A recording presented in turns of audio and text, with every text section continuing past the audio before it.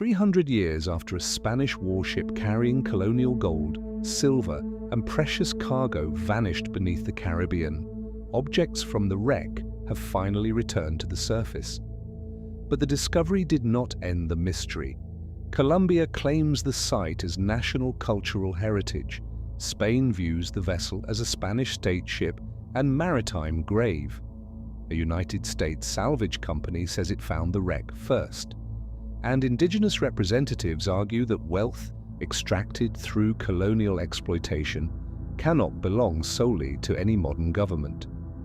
The San Jose has been found, but perhaps no one can truly own what it carried.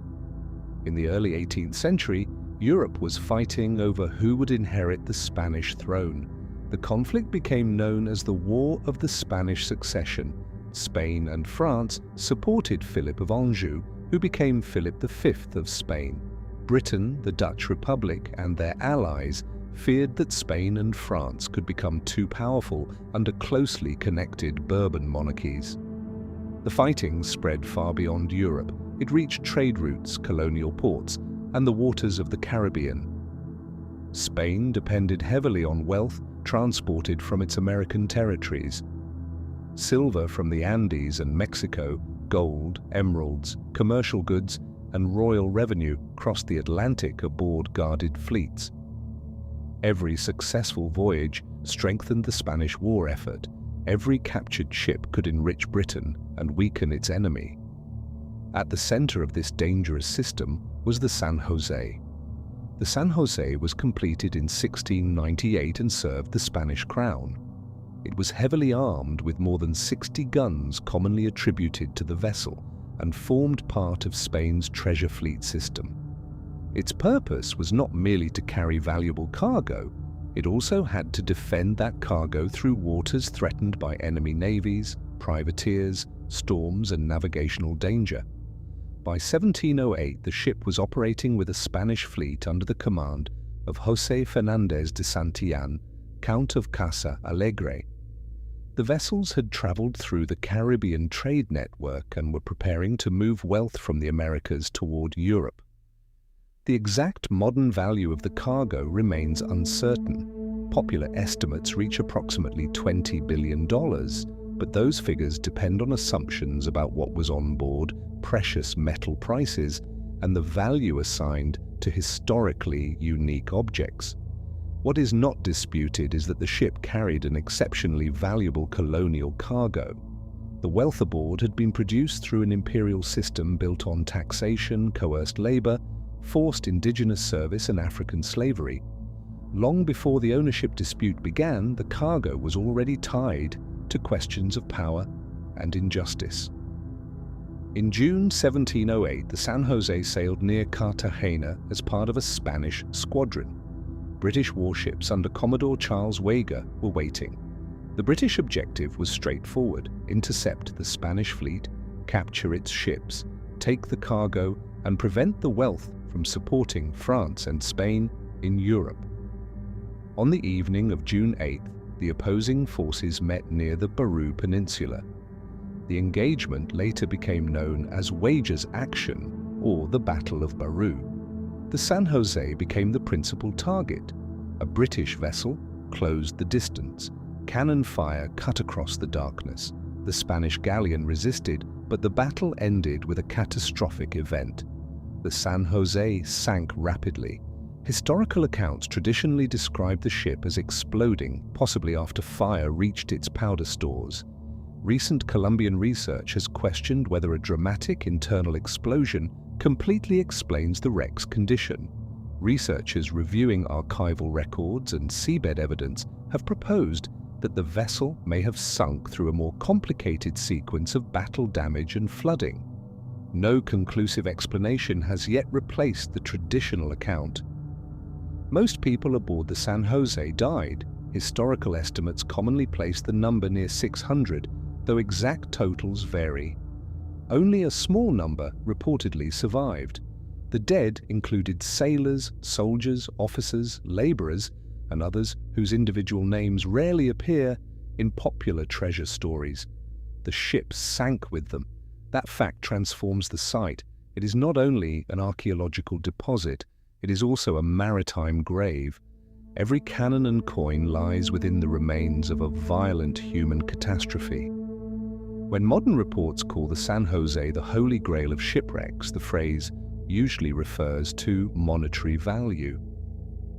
But the wreck contains something more important than treasure: evidence of the people who served aboard, the empire they supported, and the battle that ended their lives. The San Jose descended beyond the reach of ordinary divers. It came to rest about 600 meters below the Caribbean surface. At that depth, sunlight does not reach the seabed. Pressure is extreme. Direct human diving is impossible.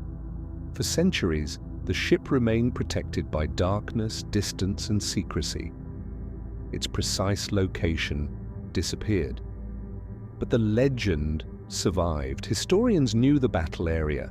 Treasure hunters studied archival routes. Salvage companies searched Colombia's waters. And one group would eventually claim that it had found the wreck decades before Colombia announced its own discovery. That claim would trigger a legal struggle that continues to shape the San Jose story.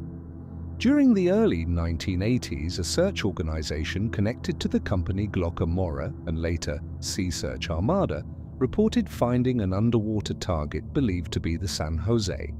The company argued that it had located the wreck and was entitled to a substantial share of anything recovered. Colombia disputed the claim. It maintained that the coordinates supplied by the company did not identify the wreck later discovered by Colombian authorities. The disagreement moved through courts for years. Sea Search Armada continued arguing that it deserved compensation or rights connected with its search work. Colombia asserted sovereign control over underwater cultural heritage in its waters. The conflict eventually reached international arbitration. A 2024 procedural decision from a permanent court of arbitration case describes the company's assertion that its predecessor received Colombian authorization to search for the San Jose and reported a discovery in the 1980s. Colombia contests the legal and factual basis of the claim. No final resolution has publicly transferred ownership of the wreck to the company. In November 2015, the Colombian Navy located a deep-water wreck near Cartagena using sophisticated underwater technology. The government announced the discovery publicly in December. The wreck's bronze cannons carried distinctive decorative details, including dolphin motifs associated with the San Jose. The scattered cargo, weaponry, and position further supported the identification. Colombia kept the exact coordinates secret to prevent looting. The wreck lay approximately 600 meters below the surface, far too deep for conventional salvage divers.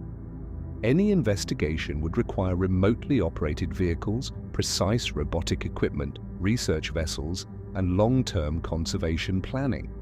Colombia classified the site as part of its submerged cultural heritage. That decision placed the project under an archaeological and public heritage framework, rather than treating it merely as recoverable treasure. Spain has maintained an interest in the wreck because the San Jose served the Spanish crown. Under principles frequently invoked for sunken state vessels, Spain can argue that a naval ship does not lose its sovereign status simply because it sinks in another country's waters. Spain also views the wreck as the resting place of Spanish sailors and soldiers. From that perspective, commercial exploitation would be inappropriate. Representatives of Bolivia's indigenous Cara nation have argued that part of the silver carried by the San Jose came from territories where indigenous labor was exploited under Spanish colonial rule. From their perspective, the treasure cannot be discussed only as Spanish property or Colombian heritage. The metal originated in colonial systems that extracted wealth from indigenous land and communities. This claim is partly legal, partly historical, and deeply ethical. Can a modern state own wealth produced through forced labor centuries earlier? The question is no longer simply who found the ship. It becomes who paid the human cost of the wealth aboard. Colombia launched the interdisciplinary project towards the heart of the San Jose galleon to study and protect the wreck. The initial phase focused on non-intrusive observation.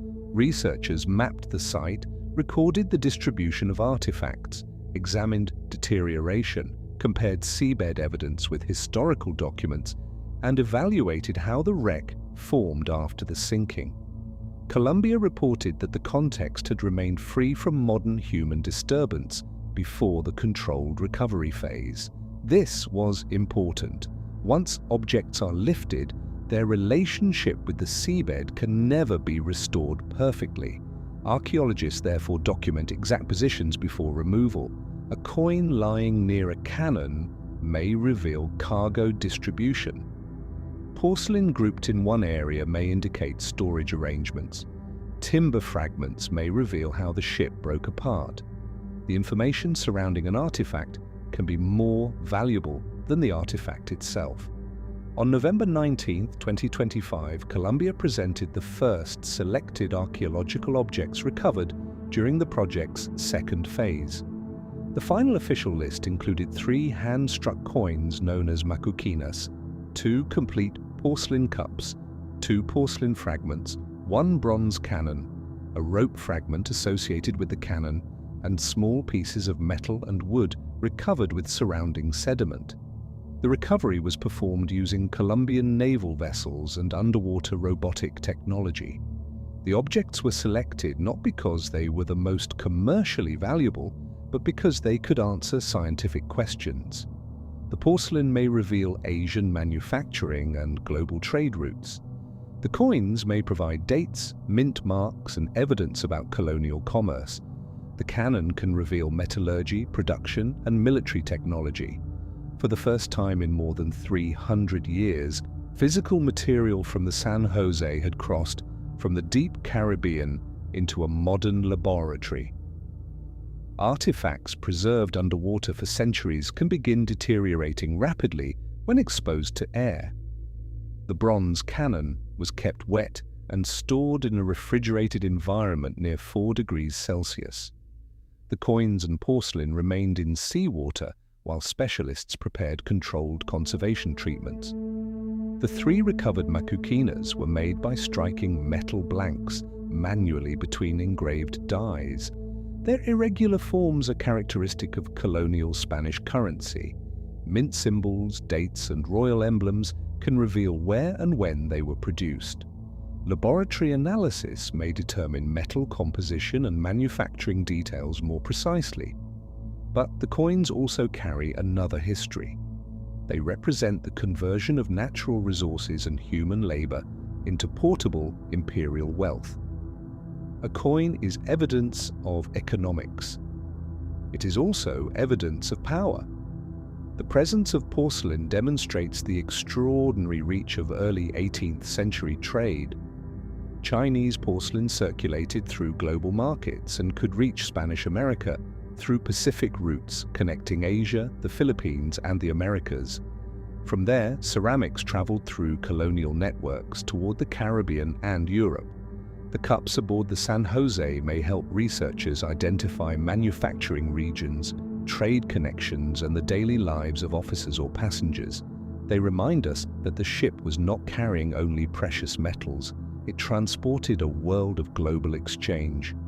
The famous $20 billion valuation has not been verified through a complete inventory. Researchers have not counted every coin, ingot, or gemstone. Some cargo may have been destroyed, scattered, or buried beneath sediment. Historical value and market value are also different. A colonial coin has a metal value. It may also possess much greater archaeological and museum value. An intact object associated with a famous wreck cannot be evaluated like ordinary bullion. Colombian authorities emphasize that the wreck's scientific and historical importance exceeds its commercial value. A treasure hunt asks how much can be sold. Archaeology asks what the site can teach us. Who owns the San Jose? The answer depends on what we believe the wreck represents. To treasure hunters, it is a fortune waiting to be recovered. To Colombia, it is submerged national heritage lying within Colombian waters. To Spain, it is a Spanish state vessel and the grave of sailors who died under its flag. To Sea Search Armada, it is a discovery connected to decades of search work and disputed contractual rights. To indigenous communities, its silver represents wealth extracted from their ancestral territories through colonial exploitation. Perhaps the mistake is assuming that one form of ownership can erase all the others. The San Jose is Spanish naval history, Colombian archaeological heritage, indigenous and African labor history, British military history, and part of the shared history of the Atlantic world. Its value cannot be contained in a number, not 10 billion, not 20 billion, not any price placed on gold. The first objects recovered in 2025 did not reveal a room filled with treasure. They revealed something more meaningful, a cannon that can explain warfare, coins that can trace colonial economies, porcelain that can map global trade, wood and rope that can preserve the work of unnamed sailors. The ship sank during a battle over money and empire. More than 3 centuries later, another struggle surrounds it. But this time, the most important victory may not belong to the party that takes the most. It may belong to those who preserve the most truth. Who do you believe has the strongest claim to the San Jose? Colombia, Spain, the private salvage company, or communities connected to the colonial origins of its cargo? Share your opinion in the comments. If you found this investigation valuable, subscribe to Mysterious Crime, like this video, share it with someone who loves documentaries, and turn on notifications so you never miss our next investigation. Every mystery has a story.